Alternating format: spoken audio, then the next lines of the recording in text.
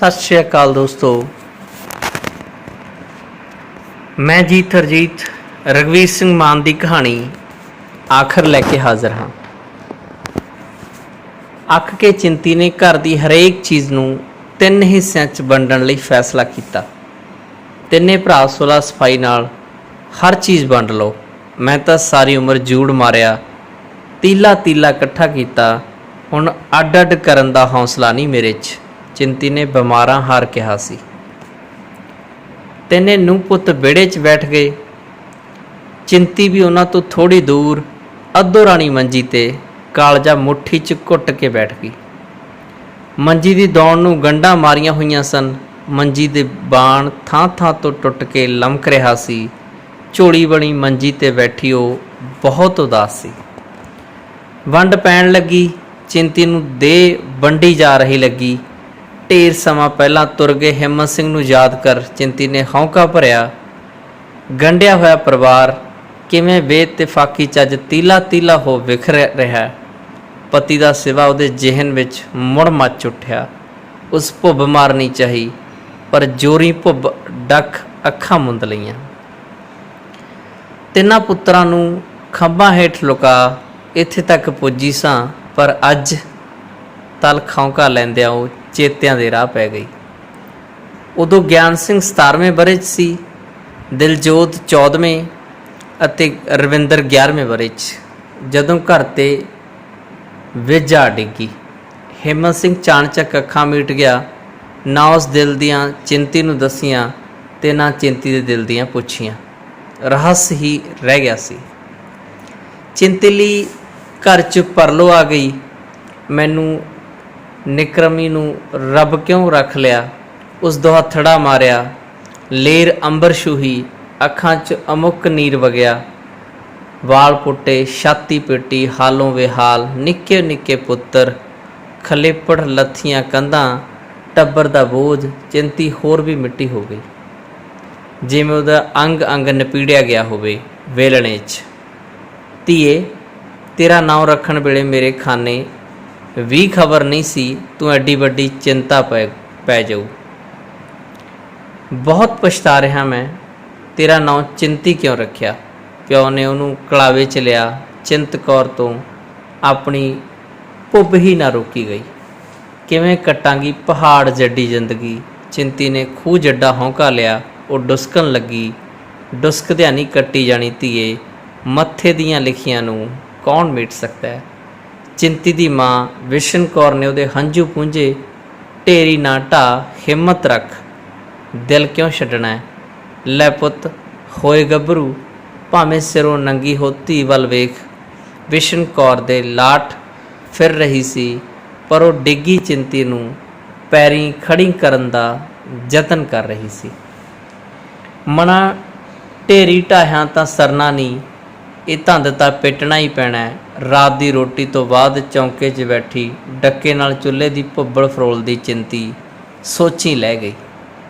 मशहूर पुत रल जाणगे, शरीक मोढे चढ़ जाऊ। वो तां पहलां ही विहड़ा मोकला भालदे आ, चार सियाड़ भी हड़प जाणगे। उसका हौंका निकल गया।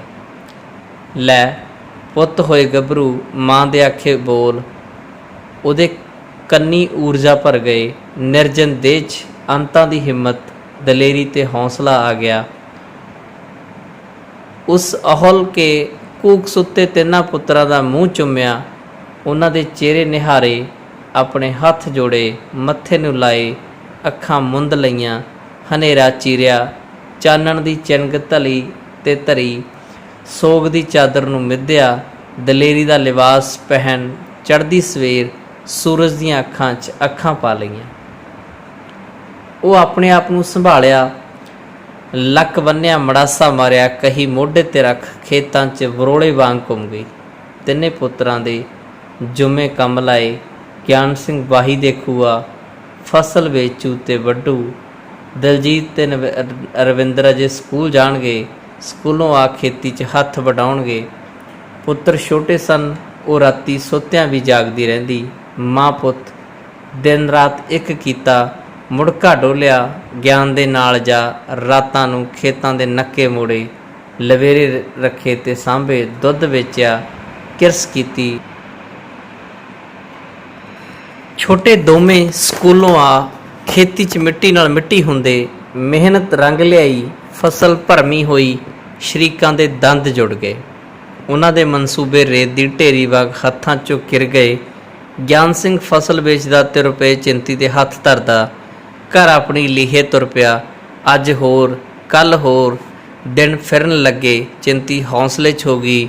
ਮੁੰਡੇ ਵਰਿਆਂ ਦੀ ਪੌੜੀ ਚੜ੍ਹਦੇ ਗਏ। ਜ਼ਿੰਮੇਵਾਰੀਆਂ ਦੀ ਪੰਡ, ਢੇਰ ਸਾਰਾ ਕੰਮਕਾਰ, ਵਿੰਦ ਝੱਟ ਲਈ ਵੀ ਆਰਾਮ ਨਾ ਮਿਲਦਾ। ਉਹਦਾ ਇੱਕ ਪੈਰ ਘਰ ਹੁੰਦਾ ਤੇ ਦੂਜਾ ਖੂਹ ਤੇ ਪੁੱਤਰ ਕੋਲ। ਕਦੀ ਪਿੰਡ 'ਚ ਮਰਨੇ ਧਰਨੇ ਤੇ, ਕਦੀ ਰਿਸ਼ਤੇਦਾਰੀ 'ਚ। ਸਾਰਾ ਦਿਨ ਚੱਲ ਸੋ ਚੱਲ। ਸਵੇਰੇ ਮੂੰਹ ਹਨੇਰੇ ਉੱਠਦੀ, ਸਾਰਾ ਦਿਨ ਜੂੜ ਮਾਰਦੀ। ਇੱਕ ਕੰਮ ਮੁਕਾ ਦੂਜਾ ਛੋਂਹਦੀ। ਥੱਕੀ ਟੁੱਟੀ ਨੂੰ ਅੱਧੀ ਰਾਤ ਜਾ ਕੇ ਮੰਜਾ ਨਸੀਬ ਹੁੰਦਾ। ਧੀਏ, ਤੂੰ ਸਾਰਾ ਦਿਨ ਅੱਲਣ ਰੋਈ ਰਹਿੰਦੀ ਏ। ਗਿਆਨ ਨੂੰ ਵਿਆਹ ਲੈ, ਬਹੂ ਘਰ ਦੇ ਕੰਮ 'ਚ ਹੱਥ ਵਟਾਊ, ਤੈਨੂੰ ਪਲ ਭਰ ਦਾ ਸੁੱਖ ਆਊ, ਬਿਸ਼ਨ ਕੌਰ ਨੇ ਸਲਾਹ ਦਿੱਤੀ। ਚਿੰਤੀ ਨੇ 22ਵੇਂ ਵਰ੍ਹੇ 'ਚ ਹੀ ਗਿਆਨ ਨੂੰ ਵਿਆਹ ਲਿਆ। ਗਿਆਨ ਦੀ ਬਹੂ ਰਜਵੰਤ ਕਿਸੇ ਭਲੀ ਕੁੱਖ ਦੀ ਜਾਈ ਨਿਕਲੀ, ਬੜੀ ਸਾਊ। ਮੂੰਹ ਜਵਾਨ ਨਹੀਂ ਸੀ, ਕੰਮ ਕਰਦੀ, ਡਾਢੀ ਸਚਿਆਰੀ, ਕੰਮ ਦਾ ਗੱਡਾ, ਅੱਖਾਂ ਪਲਕਾਰੇ, ਘਰ ਦੇ ਸਾਰੇ ਕੰਮ ਸਮੇਟ ਦਿੰਦੀ। ਚਿੰਤੀ ਖੂਹ ਤੋਂ ਆਉਂਦੀ ਤਾਂ ਬਹੂ ਕਹਿੰਦੀ, ਬੀਬੀ ਹੱਥ ਮੂੰਹ ਧੋ ਕੇ ਆਰਾਮ ਨਾਲ ਬੈਠੋ। ਨਹੀਂ ਧੀਏ, ਲਿਆ ਕੋਈ ਛੋਟਾ ਮੋਟਾ ਕੰਮ ਕਰਦੀ ਆਂ। ਚਿੰਤੀ ਹੰਬੀ ਜਹੀ ਮਸਾਂ ਆਖਦੀ, ਖੂਹ 'ਤੇ ਕੰਮ ਹੀ ਕਰਕੇ ਆਏ ਹੋ, ਹੁਣ ਆਰਾਮ ਨਾਲ ਬੈਠੋ। ਰਜਵੰਤ ਘਰ ਦੇ ਕੰਮ ਨੂੰ ਹੱਥ ਨਾ ਲਾਉਣ ਦਿੰਦੀ। ਗਿਆਨ, ਤੇਰੇ ਚੰਗੇ ਭਾਗ ਹੈ ਪੁੱਤਰਾ, ਬਹੂ ਸਾਊ ਮਿਲੀ ਹੈ, ਵਧੀਆ ਦਿਨ ਲੰਘਣਗੇ। ਇੱਕ ਦਿਨ ਖੂਹ 'ਤੇ ਚਿੰਤੀ ਨੇ ਗਦਗਦ ਹੋ ਗਿਆਨ ਨੂੰ ਕਿਹਾ, ਬੀਬੀ ਰਜਵੰਤ ਨੂੰ ਕਹਾਂਗੇ ਦਿਲਜੀਤ ਲਈ ਵੀ ਆਪਣੇ ਵਰਗੀ ਕੁੜੀ ਦਾ ਰਿਸ਼ਤਾ ਲੈ ਕੇ ਆਵੇ। ਗਿਆਨ ਸਿੰਘ ਨੇ ਹੁੱਬ ਕੇ ਕਿਹਾ, ਸਹੁੰ ਗੁਰੂ ਦੀ, ਰਜਵੰਤ ਦੇ ਆਉਣ ਨਾਲ ਤਾਂ ਮੈਨੂੰ ਸੁੱਖ ਦਾ ਸਾਹ ਆਇਆ। ਇੱਦਾਂ ਦੀਆਂ ਨੂੰਹਾਂ ਰੱਬ ਸਭ ਨੂੰ ਦੇਵੇ। ਚਿੰਤੀ ਨੇ ਧਰਤ ਛੂਹੀ, ਹੱਥ ਜੋੜੇ, ਮੱਥੇ ਨੂੰ ਲਾਏ, ਠੰਡਾ ਜਿਹਾ ਸਾਹ ਭਰਿਆ। ਰਜਵੰਤ ਦੀ ਕੁੱਖੋਂ ਪਹਿਲੀ ਲੜਕੀ ਹੋਈ, ਫਿਰ ਲੜਕਾ। ਘਰ ਰੌਣਕ ਨਾਲ ਭਰ ਗਿਆ। ਦਲਜੀਤ ਤੇ ਰਵਿੰਦਰ ਬੱਚਿਆਂ ਨੂੰ ਹੱਥਾਂ ਦਾ ਝੂਲਾ ਝਲਾਉਂਦੇ, ਮੋਢਿਆਂ 'ਤੇ ਬਿਠਾਉਂਦੇ, ਲਾਡ ਲੜਾਉਂਦੇ। ਦੋਹਾਂ ਦੇ ਚਾਅ ਥੰਮੇ ਨਾ ਜਾਂਦੇ। ਉਹਨਾਂ ਦੋਹਾਂ ਬੱਚਿਆਂ ਨੂੰ ਡਾਢੇ ਚਾਅ ਨਾਲ ਪਾਲਿਆ। ਇਹ ਤਾਂ ਸਾਡੇ ਨਾਲ ਬੇਇਨਸਾਫੀ ਹੈ। ਅਸੀਂ ਛੋਟੇ ਹਾਂ, ਇਸ ਲਈ ਨਾ ਮੈਂ ਇਹ ਨਹੀਂ ਹੋਣ ਦਊਂ। ਛੋਟੀ ਨੂੰਹ ਦਮਨ ਕਿਸੇ ਚੀਜ਼ ਦੀ ਕਾਣੀ ਵੰਡ ਤੋਂ ਭਵਕ ਗਈ ਸੀ। ਨੂੰਹਾਂ ਕਾਮਾਰੌਲੀ ਜਿਹੀ ਪਾ ਗਈ। ਗਿਆਨ ਪੁੱਤ, ਤੂੰ ਵੱਡਾ ਏਂ, ਪਿਓ ਦੀ ਥਾਂ ਏ, ਕਾਂਪ ਸਹਿ ਲਈ, ਪਰ ਛੋਟਿਆਂ ਨਾਲ ਧੱਕਾ ਨਾ ਕਰੀ। ਚਿੰਤੀ ਨੂੰਹਾਂ ਦੀ ਘੈਂਸ ਘੈਂਸ ਸੁਣ ਚੇਤੇ ਤੋਂ ਪਰਤ ਆਈ ਸੀ। ਬਹੁਟੀਆਂ ਨੂੰ ਚੁੱਪ ਕਰਾ। ਤਿੰਨੇ ਭਰਾ ਇਤਰਾਜ਼ ਵਾਲੀ ਵਸਤੂ ਨੂੰ ਮੁੜ ਵੰਡਣ ਬਾਰੇ ਸਲਾਹ ਮਸ਼ਵਰਾ ਕਰਨ ਲੱਗੇ। ਚਿੰਤੀ ਦੀ ਸੁਤਾ ਮੁੜ ਯਾਦਾਂ ਚੁਲਝ ਗਈ। ਰਜਵੰਤ ਵੀਰ ਪਿੰਡ ਤੋਂ ਆਪਣੀ ਮਾਸੀ ਦੀ ਲੜਕੀ ਸਿਮਰ ਦਾ ਰਿਸ਼ਤਾ ਦਲਜੀਤ ਲਈ ਲੈ ਆਈ। ਚਿੰਤੀ ਨੇ ਬਿਨਾਂ ਹੀਲ ਹੁਜਤ ਰਜਵੰਤ ਦਾ ਰਿਸ਼ਤਾ ਸਵੀਕਾਰ ਕਰ ਲਿਆ। ਛੇਤੀ ਹੀ ਵਿਆਹ ਕਰ ਦਿੱਤਾ। ਜਦੋਂ ਚਿੰਤੀ ਨੇ ਸਿਮਰ ਦਾ ਸੁਭਾਅ, ਆਦਤਾਂ, ਬੋਲਬਾਣੀ ਤੇ ਰਹਿਣ ਸਹਿਣ ਦੇਖਿਆ ਤਾਂ ਉਹ ਠੱਗੀ ਠੱਗੀ ਮਹਿਸੂਸ ਕਰਨ ਲੱਗੀ। ਚਾਅ ਫਿੱਕੇ ਪੈ ਗਏ ਸਨ। ਮਨ ਮਸੋਸਿਆ ਗਿਆ। ਉਹ ਐਂ ਉਪਰਾਮ ਹੋ ਗਈ ਜਿਵੇਂ ਉਹਦੀ ਕੋਈ ਬਹੁਤ ਕੀਮਤੀ ਸ਼ੈ ਗੁਆਚ ਗਈ ਹੋਵੇ। ਦਿਲਜੀਤ ਦੀ ਬਹੂ ਤਾਂ ਗਿਆਨ ਸਿਆ ਬਾਹਲੀ ਤੇਜ਼ ਨਿਕਲੀ। ਖੂਹ 'ਤੇ ਸ਼ਾਹ ਵੇਲੇ ਲੈ ਕੇ ਗਈ। ਚਿੰਤੀ ਨੇ ਉਹਦੇ ਚਿੱਤ ਗਿਆਨ ਨੂੰ ਕਿਹਾ, ਬੀਬੀ ਮੈਨੂੰ ਵੀ ਇੱਦਾਂ ਹੀ ਲੱਗਦਾ ਹੈ। ਗਿਆਨ ਵੀ ਢਿੱਲਾ ਜਿਹਾ ਬੋਲਿਆ। ਆਪਣੇ ਦਾਜ ਦਾ ਸਾਰਾ ਸਮਾਨ ਆਉਂਦੀ ਨੇ ਹੀ ਆਪਣੇ ਕਮਰੇ 'ਚ ਰੱਖ ਲਿਆ। ਨਿਆਣਿਆਂ ਨੂੰ ਤਾਂ ਕਮਰੇ 'ਚ ਪੈਰ ਨਹੀਂ ਧਰਨ ਦਿੰਦੀ। ਬੀਬੀ ਦਿਲਜੀਤ ਨੂੰ ਮੂਹਰੇ ਲਾਊ। ਗਿਆਨ ਨੇ ਫਿਕਰ ਕੀਤਾ। ਮਾਂ ਪੁੱਤ ਡਾਢੇ ਉਦਾਸ ਹੋ ਚੁੱਪ ਕਰ ਗਏ। ਸਿਮਰ ਭਾਵੇਂ ਰਜਵੰਤ ਦੀ ਗੂੜੀ ਰਿਸ਼ਤੇਦਾਰੀ 'ਚੋਂ ਸੀ, ਪਰ ਉਸ ਦੀ ਆਉਂਦਿਆਂ ਹੀ ਘਰ ਦੇ ਕੰਮ ਵੰਡ ਲਏ। ਹਿੱਸੇ ਦਾ ਕੰਮ ਮੁਕਾ ਆਪਣੇ ਕਮਰੇ 'ਚ ਜਾ ਵੜਦੀ। ਰਜਵੰਤ ਤੇ ਚਿੰਤੀ ਕੋਲ ਵਿੰਦ ਝੱਟ ਲਈ ਵੀ ਨਾ ਵਹਿੰਦੀ ਅਤੇ ਨਾ ਹੀ ਕਦੀ ਉਹਨਾਂ ਨਾਲ ਆਪਣਤ ਨਾਲ ਗੱਲਾਂ ਕਰਦੀ। ਨਾ ਆਪਣਾ ਦਿਲ ਫਰੋਲਦੀ, ਨਾ ਦਿਲ ਦੀਆਂ ਦੱਸਦੀ, ਨਾ ਉਹਨਾਂ ਦੀਆਂ ਪੁੱਛਦੀ, ਨਾ ਕੋਈ ਸਲਾਹ ਦਿੰਦੀ, ਨਾ ਕੋਈ ਸੁੱਖ ਨਾ ਕੋਈ ਦੁੱਖ, ਬਸ ਮਤਲਬ ਦੀ ਗੱਲ ਕਰਦੀ। ਰੋਟੀ ਵੀ ਦਿਲਜੀਤ ਨਾਲ ਆਪਣੇ ਕਮਰੇ 'ਚ ਬੈਠ ਕੇ ਹੀ ਖਾਂਦੀ ਸੀ। ਸਿਮਰਪੁੱਤ, ਦੋਵੇਂ ਜੀ ਚੌਂਕੇ 'ਚ ਸਾਰਿਆਂ ਨਾਲ ਇਕੱਠੇ ਬੈਠ ਕੇ ਰੋਟੀ ਖਾਇਆ ਕਰੋ। ਆਪਸ 'ਚ ਤੇ ਵਾਧਾ, ਇਕੱਠੇ ਬੈਠੋਗੇ ਤਾਂ ਘਰ 'ਚ ਬਰਕਤਾਂ ਆਉਂਦੀਆਂ, ਘਰ 'ਚ ਸਾਰਿਆਂ ਦਾ ਇਤਫਾਕ ਦਿਸਦਾ। ਅੰਦਰ ਲੈ ਕੇ ਜਾਣ ਲਈ ਥਾਲ 'ਚ ਰੋਟੀ ਪਾਉਂਦੀ ਸਿਮਰ ਨੂੰ ਚਿੰਤੀ ਨੇ ਸਹਿਜ ਨਾਲ ਕਿਹਾ, ਮਾਤਾ ਮੈਨੂੰ ਚੌਂਕੇ 'ਚ ਰੋਟੀ ਸਵਾਦ ਨਹੀਂ ਲੱਗਦੀ, ਮੈਂ ਤਾਂ ਅੰਦਰੇ ਖਾਊਂ। ਪੁੱਤ ਆਪਣੇ ਨੂੰ ਚਾਹੋ ਤਾਂ ਚੌਂਕੇ 'ਚ ਖਵਾ ਲਿਆ ਕਰੋ। ਸਿਮਰ ਖਰਵਾ ਕੇ ਬੋਲੀ। ਥਾਲ 'ਚ ਰੋਟੀ ਪਾਓ ਨੱਠਦਿਆਂ ਵਾਂਗ ਅੰਦਰ ਚਲੀ ਗਈ। ਚਿੰਤੀ ਸੁਣ ਨਿੱਠ ਹੋ ਚੁੱਪ ਕਰ ਗਈ। ਗਿਆਨ ਸਿੰਘ ਤੇ ਰਜਵੰਤ ਨੇ ਦੂਸਰੇ ਦੀਆਂ ਅੱਖਾਂ 'ਚ ਹਲਕਾ ਜਿਹਾ ਵੇਖਿਆ, ਪਰ ਉਹ ਚੁੱਪ ਰਹੇ। ਚਿੰਤੀ ਨੇ ਘਟਾ ਜਿਹਾ ਮਹਿਸੂਸ ਕੀਤਾ। ਸਿਮਰ ਪੇਕਿਆਂ ਤੋਂ ਆਉਂਦੀ ਹਨੇਰੀ ਵਾਂਗ ਸਿੱਧੀ ਆਪਣੇ ਕਮਰੇ 'ਚ ਜਾ ਵੜਦੀ। ਚਿੰਤੀ ਦੇ ਪੈਰ ਵੀ ਬਾਅਦ ਵਿੱਚ ਛੂੰਹਦੀ। ਪਹਿਲਾਂ ਜੋ ਆਪਣੇ ਪੇਕਿਆਂ ਤੋਂ ਲਿਆਉਂਦੀ ਆ ਕਮਰੇ 'ਚ ਰੱਖਦੀ, ਜੋ ਲਿਆਉਂਦੀ ਕਿਸੇ ਨੂੰ ਨਾ ਦਿਖਾਉਂਦੀ, ਨਾ ਹੀ ਪੇਕਿਆਂ ਬਾਰੇ ਕੁਝ ਦੱਸਦੀ। ਮਾਸੀ ਮੱਸੜ ਜੀ ਕਿਵੇਂ ਆ? ਰਜਵੰਤ ਸ਼ਿਸ਼ਟਾਚਾਰ ਵਜੋਂ ਝਿਜਕਦੀ ਉਹਨੂੰ ਪੁੱਛਦੀ। ਠੀਕ ਹੈ, ਸਿਮਰ ਸੰਗ ਸਰਫੇ ਦੇ ਜਵਾਬ ਦਿੰਦੀ ਤੇ ਚੁੱਪ ਗੜੁੱਪ। ਸਿਮਰ ਦੀ ਕੁੱਖੋਂ ਪਹਿਲਾ ਲੜਕਾ ਤੇ ਫਿਰ ਲੜਕੀ ਪੈਦਾ ਹੋਈ। ਉਹਨੇ ਦੂਜਾ ਜਣੇਪਾ ਵੀ ਪੇਕੇ ਕਰਨ ਦੀ ਜ਼ਿੱਦ ਕੀਤੀ। ਇਸ ਮਸਲੇ ਤੇ ਘਰ 'ਚ ਬਹਿਸ ਹੋਈ। ਚਿੰਤੀ ਨੇ ਸਿਮਰ ਨੂੰ ਬਹੁਤ ਸਮਝਾਇਆ, ਪਹਿਲਾ ਜਣੇਪਾ ਹੀ ਪੇਕੇ ਹੁੰਦਾ ਹੈ, ਪਰ ਉਹ ਟਸ ਤੋਂ ਮਸ ਨਾ ਹੋਈ। ਆਪਣੀ ਜਿੱਦ ਤੇ ਅੜੀ ਰਹੀ। ਆਖਰ ਜਿੱਦ ਪੁਗਾ ਕੇ ਹਟੀ। ਉੱਥੇ ਮੈਂ ਵੱਧ ਆਰਾਮ ਕਰ ਸਕਦੀ ਹਾਂ, ਇੱਥੇ ਤਾਂ ਸਾਰਾ ਦਿਨ ਕੰਮ ਹੀ ਨਹੀਂ ਮੁੱਕਣੇ। ਆਰਾਮ ਕਦੋਂ ਕਰਾਂਗੀ? ਸਿਮਰ ਨੇ ਬੇਬਾਕ ਹੁੰਦਿਆਂ ਤਰਕ ਦਿੱਤਾ ਸੀ। ਰੋਕੋ ਜਾਂ ਨਾ, ਮੈਂ ਤਾਂ ਜਾਊਂਗੀ। ਸੁਣ ਕੇ ਚਿੰਤੀ ਚੁੱਪ ਕਰ ਗਈ। ਸਿਮਰ ਦੂਸਰੇ ਜਣੇਪੇ ਤੋਂ 3 ਮਹੀਨੇ ਪਹਿਲਾਂ ਹੀ ਪੇਕੀ ਚਲੀ ਗਈ। ਜਾਣ ਤੋਂ ਪਹਿਲਾਂ ਆਪਣੇ ਕਮਰੇ ਨੂੰ ਜ਼ਿੰਦਰਾ ਮਾਰ ਦਿੱਤਾ। ਇੱਕ ਚਾਬੀ ਦਲਜੀਤ ਨੂੰ ਦੇ ਦਿੱਤੀ ਤੇ ਇੱਕ ਆਪ ਨਾਲ ਲੈ ਲਈ। ਹਰ ਵੇਲੇ ਜਿੰਦਾ ਖੁੱਲ੍ਹਾ ਨਾ ਰੱਖਿਓ, ਬੱਚੇ ਸ਼ਰਾਰਤਾਂ ਬਹੁਤ ਕਰਦੇ ਆ, ਕਿਤੇ ਛਾਲਾਂ ਮਾਰ ਮੇਰਾ ਬੈੱਡ ਤੇ ਸੋਫਾ ਨਾ ਤੋੜ ਦੇਣ। ਇਹਨਾਂ ਨੂੰ ਤਾਂ ਕਿਸੇ ਰੋਕਣਾ ਵੀ ਨਹੀਂ। ਸਿਮਰ ਨੇ ਦਲਜੀਤ ਨੂੰ ਸਖਤ ਹੁਕਮ ਸੁਣਾਇਆ। ਸ਼ਗਨਾਂ ਵੇਲੇ ਸਿਮਰ ਦੇ ਕਮਰੇ ਨੂੰ ਜ਼ਿੰਦਾ ਲਗਾ ਕੇ ਜਾਣ ਦਾ ਚਿੰਤੀ ਨੂੰ ਬਹੁਤ ਆਖਰਿਆ। ਉਹ ਇਹ ਬਦਸ਼ਗਨੀ ਸਮਝੀ, ਪਰ ਆਪ ਮੁਹਾਰੀ ਤੇ ਬੇਪਰਵਾਹ ਸਿਮਰ ਪੇਕਿਆਂ ਨੂੰ ਤੁਰਨ ਲੱਗੀ। ਕਮਰੇ ਨੂੰ ਜਿੰਦਾ ਮਾਰ ਚਾਬੀ ਨਾਲ ਲੈ ਗਈ। ਬੀਬੀ ਦਲਜੀਤ ਨੂੰ ਕਹੋ ਆਪਣੇ ਕਮਰੇ ਝਾੜੂ ਮਾਰ ਲਵੇ, ਰਜਵੰਤ ਨੇ ਦੂਸਰੇ ਦਿਨ ਗੁੱਸੇ ਨਾਲ ਕਿਹਾ। ਸ਼ਰਮ ਕਰ ਕੁਛ, ਸਾਡੇ ਹੁੰਦਿਆਂ ਉਹ ਝਾੜੂ ਮਾਰੂ? ਚਿੰਤੀ ਕ੍ਰੋਧ 'ਚ ਬੋਲੀ। ਚਾਬੀ ਤਾਂ ਉਹਦੇ ਕੋਲ ਹੀ ਹੈ। ਚਾਬੀ ਦਲਜੀਤ ਮੈਨੂੰ ਫੜਾ ਗਿਆ ਸੀ, ਅੰਦਰ ਗਿੱਠੀ ਤੇ ਪਈ ਹੈ। ਤੂੰ ਤੱਤ 'ਚ ਨਾ ਆ। ਸਿਮਰ 3 ਮਹੀਨੇ ਬਾਅਦ ਨਵਜਨਮੀ ਲੜਕੀ ਲੈ ਕੇ ਆ ਗਈ ਸੀ। ਜੀ ਫਸਲ ਵੇਚ ਕੇ ਆਮਦਨ ਆਪਸ 'ਚ ਵੰਡਿਆ ਕਰੋ। ਸਾਡੇ ਵੀ 2 ਬੱਚੇ ਆ, ਅਸੀਂ ਵੀ ਕੋਈ ਚੀਜ਼ ਲੈਣੀ ਹੁੰਦੀ ਆ। ਵੱਡੇ ਕੋਲੋਂ ਨਿੱਕੀ ਜ਼ਰੂਰਤ ਲਈ ਪੈਸੇ ਮੰਗਣ ਤੋਂ ਸ਼ਰਮ ਆਉਂਦੀ ਹੈ। ਫਸਲ ਵੇਚ ਕੇ ਜੋ ਹਿੱਸੇ ਆਉਂਦੇ ਆ ਪੈਸੇ ਦਿਆ ਕਰਨ, ਅਸੀਂ ਬੈਂਕ 'ਚ ਰੱਖ ਲਾਂਗੇ। ਸਿਮਰ ਨੇ ਦਲਜੀਤ ਨੂੰ ਇੱਕ ਦਿਨ ਕਿਹਾ। ਫਸਲ ਦੀ ਵੇਚ-ਵਟ ਗਿਆਨ ਸਿੰਘ ਹੀ ਕਰਦਾ ਸੀ, ਖਰਚਾ ਵੀ ਲੋੜ ਸਮੇਂ ਉਹੀ ਦਿਆ ਕਰਦਾ ਸੀ। ਸਿਮਰ ਦੇ ਕਹਿਣ ਤੇ ਦਲਜੀਤ ਨੇ ਮਾਂ ਕੋਲ ਗੱਲ ਕੀਤੀ। ਚਿੰਤੀ ਨੇ ਗਿਆਨ ਸਿੰਘ ਨਾਲ ਸਲਾਹ ਕਰਕੇ ਹਿਸਾਬ ਨਾਲ ਦਲਜੀਤ ਨੂੰ ਵੱਖਰਾ ਖਰਚਾ ਦੇਣਾ ਸ਼ੁਰੂ ਕਰ ਦਿੱਤਾ। ਰਵਿੰਦਰ ਨੂੰ ਸਰਕਾਰੀ ਨੌਕਰੀ ਮਿਲ ਗਈ ਸੀ। ਘਰ 'ਚ ਖੁਸ਼ੀ ਮਨਾਈ ਗਈ। ਚਿੰਤੀ ਨੂੰ ਮਨੋਂ ਬੋਝ ਲੈ ਗਿਆ ਲੱਗਾ। ਉਹ ਰਵਿੰਦਰ ਦਾ ਵਿਆਹ ਕਰਨ ਲਈ ਕਾਹਲੀ ਪੈ ਗਈ। ਕਬੀਲਦਾਰੀ ਵੱਲੋਂ ਸੁਰਖਰੂ ਹੋਣਾ ਚਾਹੁੰਦੀ ਸੀ। ਰਜਵੰਤ ਤੇ ਸਿਮਰ ਦੀ ਰਿਸ਼ਤੇਦਾਰੀ 'ਚੋਂ ਰਿਸ਼ਤਾ ਲੈਣ ਤੋਂ ਚਿੰਤੀ ਕੋਰੀ ਨਾ ਕਰ ਦਿੱਤੀ। ਉਸ ਨੇ ਰਜਵੰਤ ਤੇ ਸਿਮਰ ਦੇ ਲਿਆਂਦੇ ਰਿਸ਼ਤੇ ਠੁਕਰਾ ਦਿੱਤੇ। ਦੋਹਾਂ ਮੂੰਹ ਮੋਟੇ ਕਰ ਲਏ। ਸਿਮਰ ਤਾਂ ਚਿੰਤੀ ਨੇ ਪਰਛੇ ਲਾਉਣ ਤੱਕ ਗਈ। ਚਿੰਤੀ ਨੇ ਉਹਦੀ ਇੱਕ ਨਾ ਸੁਣੀ। ਰਵਿੰਦਰ ਨੇ ਪੜ੍ਹੀ ਲਿਖੀ ਤੇ ਡਿਗਰੀ ਹੋਲਡਰ ਲੜਕੀ ਦੀ ਸ਼ਰਤ ਰੱਖੀ ਸੀ। ਗਿੱਲਾਂ ਕੇ ਨਿੰਦਰ ਨੇ ਸ਼ਹਿਰ ਦੀ ਪੜ੍ਹੀ ਲਿਖੀ ਦਮਨ ਦੀ ਦੱਸ ਪਾਈ। ਉਹ ਰੱਜੇ ਪੁੱਜੇ ਘਰੋਂ ਸਰਫੇ ਦੀ ਧੀ ਸੀ ਤੇ ਲਾਲੜੀ ਵੀ। ਉਸ ਦਾ ਬਾਪ ਫੌਜ 'ਚ ਮੇਜਰ ਰਿਟਾਇਰ ਸੀ। ਭਰਾ ਚੰਗੀਆਂ ਸਰਕਾਰੀ ਨੌਕਰੀਆਂ 'ਤੇ ਸਨ। ਦਮਨ ਦਾ ਦੇਖ ਦਿਖਾਲਾ ਸ਼ਹਿਰ ਦੇ ਇੱਕ ਹੋਟਲ 'ਚ ਕੀਤਾ ਗਿਆ।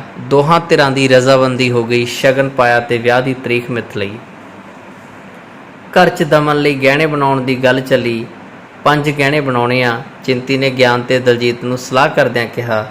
ਮੈਨੂੰ ਤਾਂ 3 ਗਹਿਣੇ ਪਾਈ ਸੀ, ਬਾਕੀ ਮੰਗਵੇਂ ਸੀ।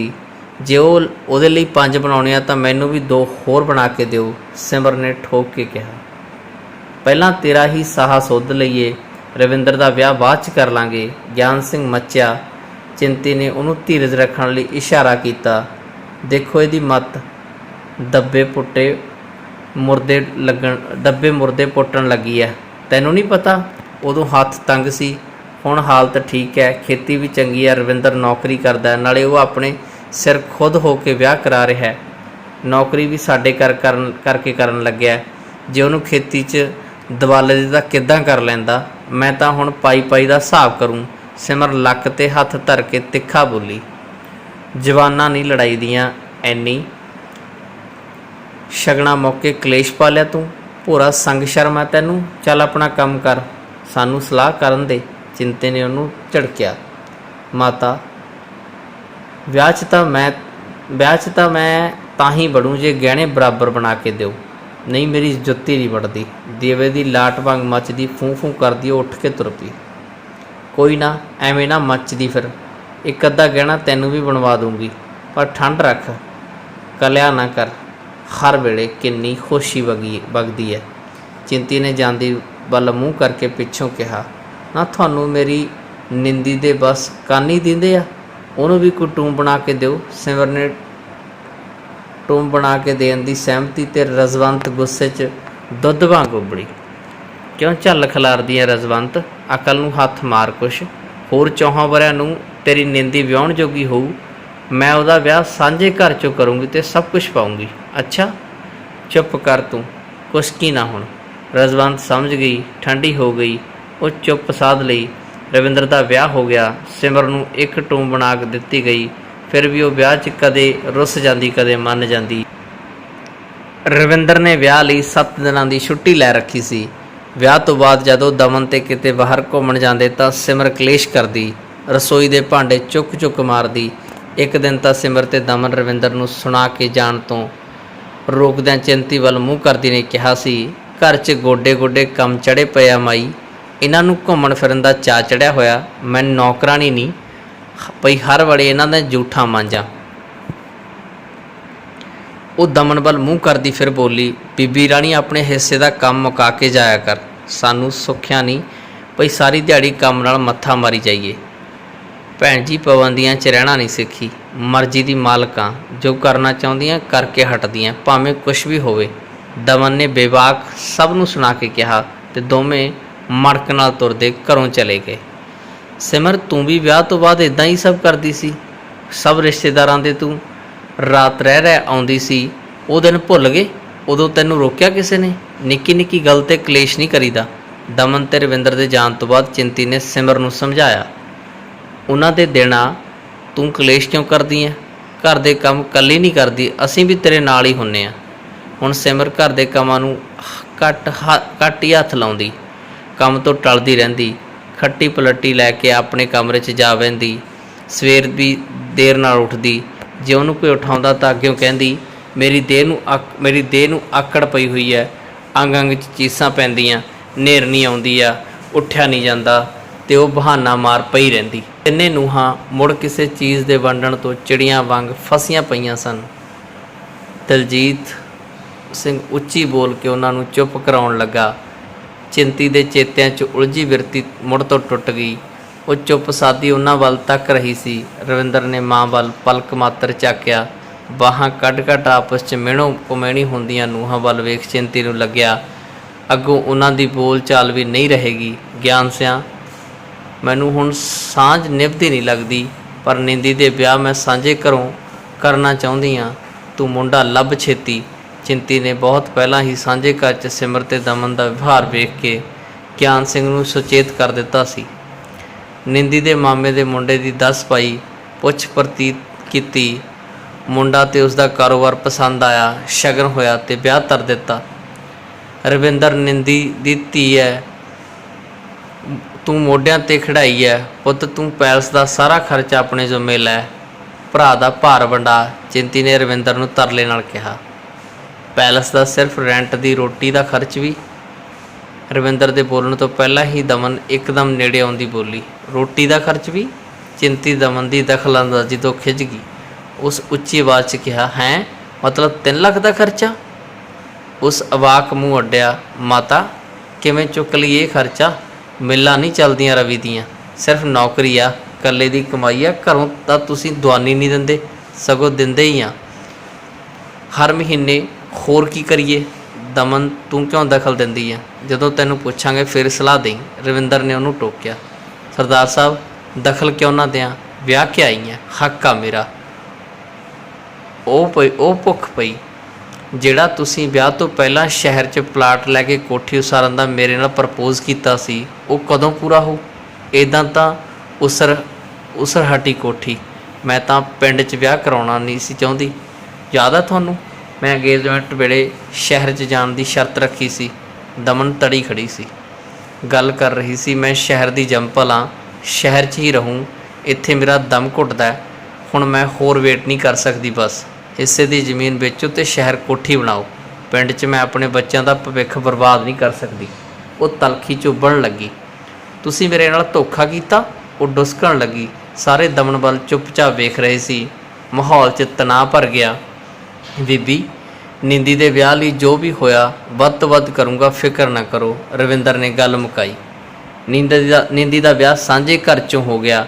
ਵਿਆਹ 'ਤੇ ਜਿੰਨਾ ਪੈਸਾ ਲੱਗੂ ਉਹਨਾਂ ਮੇਰੀ ਪਿੰਕੀ ਲਈ ਹੁਣੇ ਬੈਂਕ 'ਚ ਫਿਕਸ ਕਰਾ ਦਿਓ। ਕੱਲ੍ਹ ਨੂੰ ਕੀ ਪਤਾ ਕਿਸੇ ਨੇ ਧੇਲਾ ਦੇਣਾ ਕਿ ਨਹੀਂ, ਸਾਂਝ ਵੀ ਰਹਿਣੀ ਹੈ ਕਿ ਨਹੀਂ।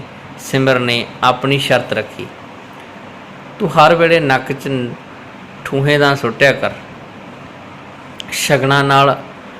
ਸ਼ਗਨਾਂ ਵੇਲੇ ਕਲੈਣੀਆਂ ਗੱਲਾਂ ਤੂੰ ਕਰਨੀਆਂ ਹੀ ਹੁੰਦੀਆਂ, ਤੇਰੀ ਆਦਤ ਆ। ਪਹਿਲਾਂ ਨਿੰਦੀ ਦੇ ਵਿਆਹ 'ਤੇ ਕਰ ਲਈਆਂ, ਪਹਿਲਾਂ ਨਿੰਦੀ ਦਾ ਵਿਆਹ ਕਰ ਲਈਏ, ਪਿੰਕੀ ਤਾਂ ਹਾਲੇ ਫੁੱਲ ਭਰਾ, ਜਦੋਂ ਉਹਦੇ ਵਿਆਹ ਦਾ ਟਾਈਮ ਆਊ ਸਭ ਕੁਛ ਕਰਾਂਗੇ। ਐਵੇਂ ਖੁੰਦਕਾਂ ਜਿਹੀਆਂ ਨਾ ਛੇੜਿਆ ਕਰ, ਚਿੰਤੀ ਨੇ ਕ੍ਰੋਧ ਤੇ ਠੰਮੇ ਨਾਲ ਕਿਹਾ। ਮਾਤਾ ਕੱਲ੍ਹ ਕਿਸ ਦੇਖਿਆ, ਮੈਨੂੰ ਤਾਂ ਹੁਣੇ ਫੈਸਲਾ ਚਾਹੀਦਾ, ਇਸੇ ਵਕਤ। ਨਹੀਂ, ਮੈਂ ਨਹੀਂ ਵੜਦੀ ਵਿਆਹ 'ਚ, ਸਿਮਰ ਨੇ ਧਮਕੀ ਦਿੱਤੀ। ਅਜੇ ਕੁਛ ਨਹੀਂ ਹੋਣਾ, ਆਰਾਮ ਨਾਲ ਬੈਠ, ਨਿੰਦੀ ਦੇ ਵਿਆਹ ਤੋਂ ਬਾਅਦ ਦੇਖਾਂਗੇ, ਚਿੰਤੀ ਨੇ ਸਖਤੀ ਨਾਲ ਫੈਸਲਾ ਸੁਣਾਇਆ। ਸਿਮਰ ਭਭੂਕੇ ਵਾਂਗ ਉੱਠ ਕੇ ਖੜੀ ਹੋਈ, ਬੁੜ ਕਰਦੀ ਆਪਣੇ ਕਮਰੇ 'ਚ ਜਾ ਬੱਚਿਆਂ ਨੂੰ ਕੁੱਦ ਪੈਣ ਲੱਗੀ। ਉਸ ਬੱਚਿਆਂ ਨੂੰ ਬਾਹੋਂ ਫੜ ਝੰਜੋੜ ਕਮਰੇ 'ਚੋਂ ਬਾਹਰ ਕੱਢ ਦਿੱਤਾ। ਬੱਚੇ ਹੋਰੂ ਉਸ ਵੱਲ ਦੇਖ ਝਾਕਦੇ ਚਿੰਤੀ ਕੋਲ ਆ ਗਏ। ਚਿੰਤੀ ਨੇ ਪਿੰਕੀ ਤੇ ਸੋਨੂ ਨੂੰ ਕਲਾਵੇ 'ਚ ਲੈ ਲਿਆ।